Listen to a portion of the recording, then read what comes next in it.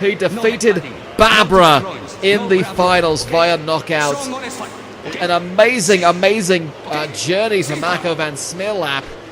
He's coming off 2 strong wins against Alistair Garb and, of course, Miami-Dade County in a battle of the 2 former champions. Yeah, I mean, he is absolutely 100% completely a strong and great fighter. But he's also completely disturbing, and I don't like the way that he tries to flaunt all of his devious actions in front of us. I mean, look at that. He's trying to hit below the belt already.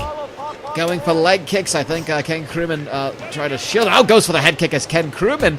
Now, Ken Krueman has not had a very successful KUMITE stay so far, and you're facing a deadly striker, a kickboxing master in Marco van Smeerlap. Carl, if you're Ken Krueman, what are you going to try to do to defeat it's really a man so dangerous? It's quite simple. You've got to take him to the ground and just completely and utterly suffocate him. I'm talking going back to the days way back. You got to get him to submit via the smother. Just Ken Krueman needs to get that belly fat right in Marco's face and smother. Yes! It's the only submission way that he'll be able to beat Marco. Otherwise, I'm predicting a very quick fight. Well, the smother is not an expected submission, I think. I That's would why not it's expect to the see most that, but effective. If they don't suspect it, they're not going to know how to defend it. And let's be frank, he can't bite his way out of the smother. Now here's the thing though, what if Marco van Smeerlap is the kind of deviant that sort of enjoys it, sort of feeds off of that sort of treatment? Hey, all it needs to do is knock him unconscious. That's fair, that is a very good point. Hyundai Sonata, of course, getting a very close look on this fight. He would be, we imagine if someone was out via a submission or being choked out or got unconscious, he would be very quickly in there to make sure this fight is called and the winner is identified. But Ken Krueman, again, has the benefit of being a psychic and using psychic powers into his mixed martial arts, like that knee! Beautiful. Well, that knee had a third eye to it! Oh, and here comes Van Smeerlap. That might have woken him up. I think Van Smeerlap, the first 4 minutes of this fight, might have been just a bit lackadaisical, and I think that knee kind of woke him up. He just started throwing strikes, and he's going to the clinch, trying to back Ken Krueman up.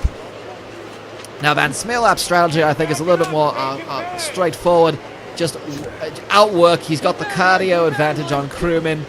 He's got the length. Just use your kickboxing and just find a way. This clinch battle's a bit surprising. I guess what it can do is it can tire Krueman, but the reach advantage, it nullifies the reach advantage that Van Smeerlap has. I mean, honestly, he should be using his laser-accurate precision strikes and not even be trying to focus up on making this about dirty boxing or tiring Ken out. I mean, or using an actual laser. Well, yeah, I mean, obviously, I'm sure he's got one of those for those heat fetishists.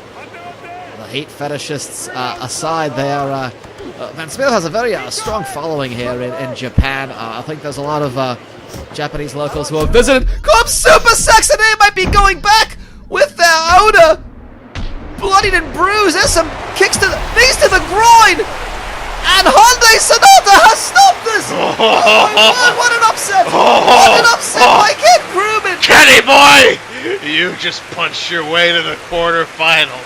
Way to make your way with the supplemental invite. 2 straight opening round disappointments. Knees to the groin! Knees to the groin while he's smothered the genitals of Marco van Smeerlap with his knee, and you can see it had to be the end of it.